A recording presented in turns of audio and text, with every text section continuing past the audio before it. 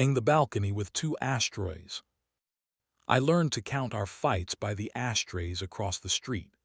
On the fifth floor of the yellow building opposite mine, there was a narrow concrete balcony with two battered ashtrays, one ceramic, one a stolen saucer from a cafe. When the ceramic one was turned upside down, it meant the dancer was home. When both ashtrays were visible, it meant someone was staying over. When both were empty, it meant I would get a text from Lena saying she was running late, which was like calling a sinkhole a scenic detour. I'm a sound editor. I spend my days shaving silence into usable shapes, removing the hiss from a confession until it sounds like something you'd risk your job to believe. That talent ruins domestic life. You start hearing where the day jumps a frame. You notice when a voice comes home with a frequency it picked up in someone else's room. So when Lena's laugh came back to me one night with the thin clink of a glass I didn't own, I looked out the window like an old man waiting for weather. There across the street, two ashtrays. Don't invent stories about furniture, Lena said when I told her I noticed. She was leaning on my kitchen counter, eating a peach with the kind of concentration that can be a lie all by itself. A little gold chain sat in the hollow between her collarbones, glinting like a plot device. I'd never seen it before. I don't invent, I said, I edit. She patted to me barefoot and set the peach on the cutting board. The juice ran like a border dispute. Do you want me to tell you who he is? She asked. Or do you want me to ask you why you think there has to be a he? Both, I said, but not in that order. She sighed my name like a reprimand you still get to keep. Then she kissed me the way you fold a letter you know someone else will read, carefully, with an eye for what will be noticed. Lena could make apology feel like consent. It's one of the reasons I loved her. It's one of the reasons I'm telling you this now. The dancer's name, for what it's worth, was Ilya.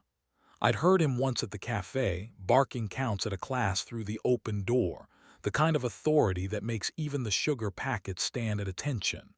His balcony faced ours. Sometimes he hung a towel over the railing like a flag of fatigue. Twice, I saw Lena step out onto that balcony with him, small in the distance, two silhouettes in the blue light of a television. She could have been any woman, she was. My bones recognized how she puts weight on a heel. I tried to prove myself wrong in the honest ways first. I cooked her dinner without asking her to explain the days that ran together. I took her to the tiny cinema that still plays films like Favors. I rubbed eucalyptus into her shoulders and didn't comment when she hummed a tune I knew wasn't from my playlists. She fell asleep on my chest, warm and mostly here, and God help me, I counted ashtrays in my head like sheep I couldn't afford. 2, 0, 2, 1. Then I did the dishonorable thing and made it worse. I bought the doorman across the street a bottle of brandy and a memory. The dancer, I said. I hear he has interesting visitors. I'm doing a piece about the neighborhood, sound of the city, that kind of thing. Everyone thinks they live where the city is, the doorman said, admiring the bottle with the solemnity of a pastor. But sure, if I hear anything with good rhythm, I'll tap the glass. 2 days later, he tapped.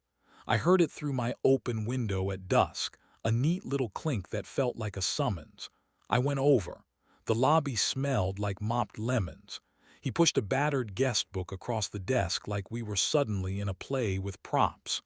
Someone signed as K last night at 10:42, he said. Initials are cowards, but the handwriting is confident like a person who takes up room in a bed. Lena doesn't sign with initials. She signs with whole words because she enjoys the geometry of her name. Then I looked again. The K had a peculiar flourish, a loop that widened and then tightened like a small throat learning to swallow. I had seen that loop on our fridge on the note she left me the first time she spent the night. Keep the window open. I like the traffic. The K, in like a tiny ribbon tied in the middle. "You shouldn't," the doorman said, seeing me see it. "I won't," I lied. Lena came over late that night smelling like clean sweat and the kind of soap you only use when you're a guest. She kicked off her shoes and pulled her hair out of a knot so disciplined it had left a ring of pressure on her crown. She saw my face, read it like subtitles. "Ask," she said, tired and generous. "Are you sleeping with him?" I asked, trying not to sound like a man who had asked himself the question 1,000 times and never liked either answer. She considered, as if to weigh how much truth the hour could carry without breaking. "I'm dancing with him," she said, which sounds like a lie, I know, but it started as that. I'm 33. My body wants reasons to move that aren't grief or groceries. And now? And now it's the kind of dancing that happens when people want to stop pretending their legs are simply for walking," she said. "I'm telling you because I like telling you. I'm not telling you to ask permission." I could have demanded definitions.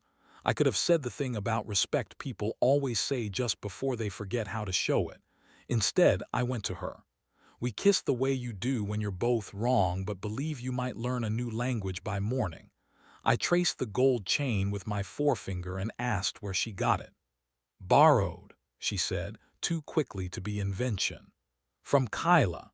She's collecting more compliments than she can wear and she likes loans." "Everything is Kyla," I said, "even the things she doesn't know she owns." "Do you want me to say his name?" she asked, calm now. "Will that help?"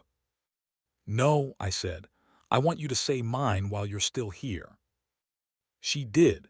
If you're waiting for the redacted part, the hands behind the camera, this is where I tell you we kept it on the side of decency where the platform won't demonetize love. But I also tell you desire has a sound when a person is half somewhere else. It has the clean click rhythm of a door you locked with someone else in mind. I heard it in her breath. I tried, not to erase it, because I'm not a surgeon, but to dub my name over the part where his counted to 8. The next morning, I texted Dima, my oldest friend who gives terrible advice with better intention than most priests. He works in a studio cutting trailers into appetite, and he answers the phone as if it's a dare. "Bring me coffee," he said. "My eyes are editing my face." On the walk, I kept my gaze off the balcony. I failed. The ceramic ashtray was inverted. The saucer bore a lipstick kiss and 3 crushed filters. My name in my head did not help. At the studio, I gave Dima coffee and told him watered-down truths until they puddled into something that still stained. He listened, the way men pretend not to listen so their friends can stand telling the worst part. "Do you want to win," he asked finally, "or do you want to be right?" "I want to not feel humiliated by my own houseplants," I said. "Is there a third option where I become the kind of man who laughs at the end of stories like this?" "There is," he said. "He's called a liar." On the way out, I passed a poster for a dance performance. Black and white bodies in positions that must hurt in the service of beauty. The title was almost stupid. Our bodies don't keep secrets.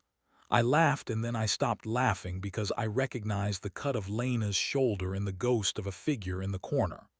I bought a ticket.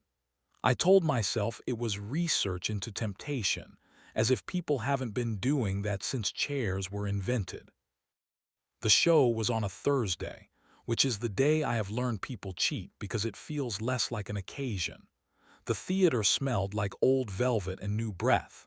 I sat alone in the dark and watched as women and men threw themselves into each other like arguments that end in quiet. It was very beautiful. It made me angrier than anything has a right to. Near the end, a duet. Him, her, staged on a narrow strip of light that might as well have been a balcony if you squinted your heart. Ilya counted under his breath at one point, not loudly but with authority, and that is how I knew him. Lena moved like a person who has decided to pay full price for a decision. After in the lobby, I saw them, not touching, leaning the way people lean when they have considered touching and put it off like an expensive trip. I didn't approach. The doorman of the theater caught me by the sleeve as I drifted past. He was an old man with a face like a coat left near a radiator too long. "You're the kind who listens," he said for no reason. "Then listen. Some men you can lose to and still be yourself." It felt like a line from a play. It followed me into the night. A week later, I did what cowards do and staged a test I could pretend I hadn't planned. I told Lena I'd be at my brother's place recording room tone for a crime podcast. I handed her my spare key, the one she already had, like an offering.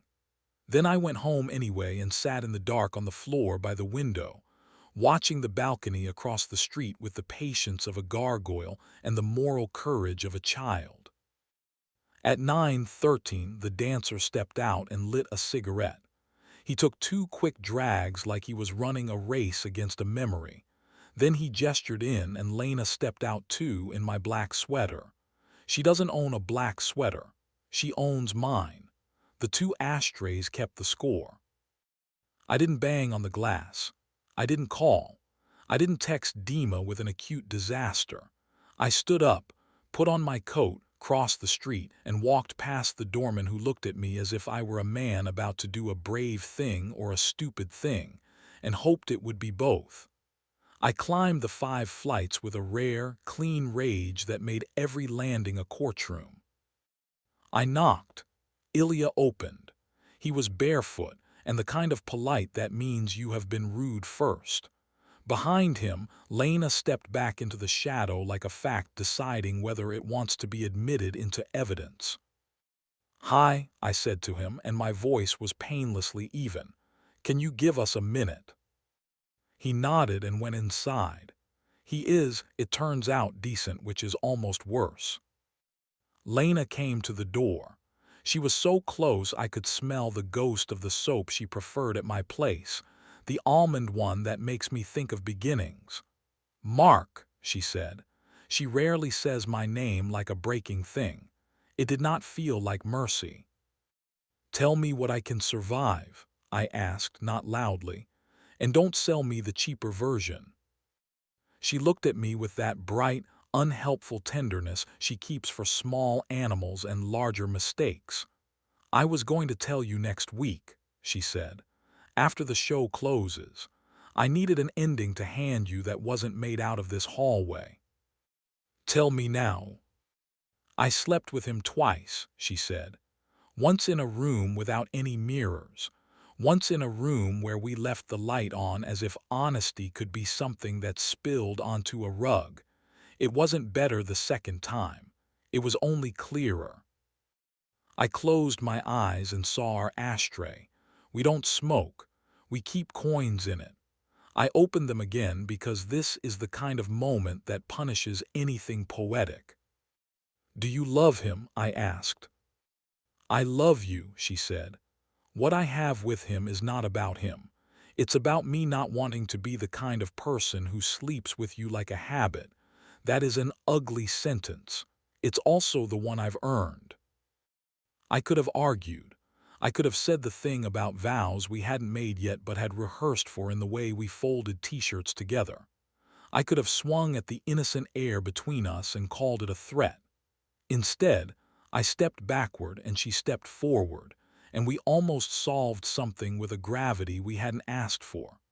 The corridor light blinked, that cheap timer that makes domestic tragedy cinematic. "I won't beg," she said softly. "Not because I'm proud, but because you shouldn't have to endure a performance to find the part that was already true. If you ask me to come home, I will. I will bring every small apology. I will delete his name the way you remove his, until you only hear my breath. If you ask me to go, I'll go with a list of passwords and the plant mister. I will leave you the black sweater. It looks better on you." I looked past her into the apartment, which was neat in the way stage sets are neat. The towel on the balcony railing hung like surrender, not victory. Ilya's shoes were by the door, faced outward, as if already pointed to the hallway he intended to give us. A small gold chain lay on the dresser, coiled like a quiet decision. "Come downstairs," I said, "not to decide, to walk." We walked the block twice like people learning how sidewalks work. She told me about the show and how the director counted breaths at the end, not beats. I told her about Dima's theory that most love stories, if scored properly, could sound like a thriller or a comedy depending on where you let the strings in. We said small true things until the big true thing felt less like a weapon and more like weather. Back at my building, we stood in the doorway and didn't kiss. "Tomorrow," I said, "I want you at my table at 8 with coffee and your honest face. I want you to tell me the part that's not about him again, because I want to hate it less. I want to understand why we didn't dance when we had a perfectly good floor." "I'll be there," she said. "I'll wear the chain if you can stand it." "I probably can't," I said. "Bring it anyway. I don't want to live in a house where objects win." She left me with the kind of look that spends the night under your skin, turning into something you'll have to name. I went upstairs and washed the single glass we'd both used for water and left it to dry with surgical attention. Then I went to the window. Across the street, the balcony was empty. The ashtrays sat there like two witnesses who know too much to testify. In the morning she came on time with coffee and her honest face.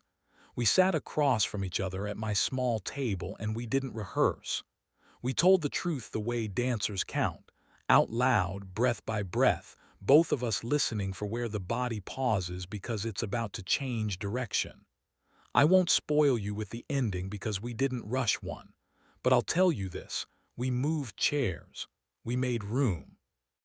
We put the coin-filled ashtray on the balcony rail and let the wind decide whether the day was something that could be smoked, saved, or spent. And when she reached for my hand, I didn't flinch, not because I'd forgotten anything, but because I wanted to learn the sound of forgiveness without dubbing over the part where I lost.